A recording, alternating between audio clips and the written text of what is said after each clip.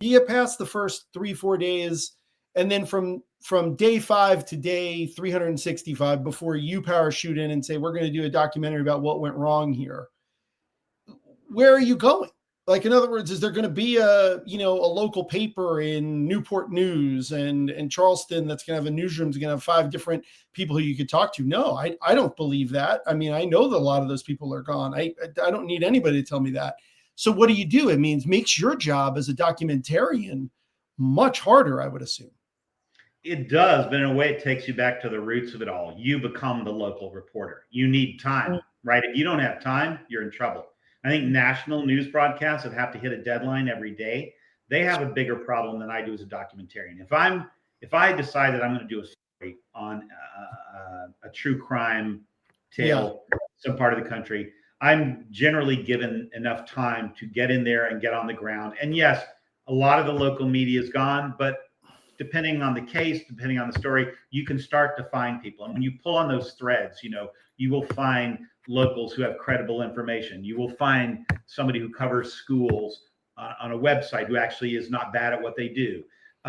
These are scraps compared to what was there before, which you cannot ever assume. One, you cannot assume that anything that you find on the internet is worth a damn. So I wouldn't trust any of that. I would double, triple, quadruple check any of that. But then you have to go and you get on the ground and you start making calls and you become the local reporter and you just work as hard and fast as you can. And every bit of your judgment is on the line because you don't have anybody who's pre-vetted the information. You have to make judgment calls about who's a reliable player, who may be feeding you false information, who maybe doesn't have the whole story, but thinks they do. All that stuff falls on the documentary team. So when I choose my teams, I choose reporter types and writer types, because the second part of this is not just the reporting of it, it's knowing, because in these environments, it's very hard to learn on the job. Like with a documentary where you're given a big chunk of money to get the job done, you need people who know how to report, and you need people who know how to distill all that information into an understandable narrative that is at the same time dead accurate, right? And if they can't get there, they know where the holes are. Right? Because the nightmare, the mortification for any serious journalist is you got it wrong.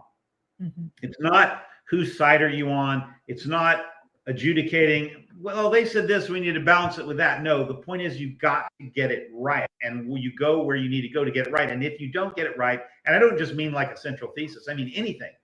When I was a print reporter, if I misspelled a name, I was utterly mortified. And most of the people I worked with were the same, right? So that's the issue.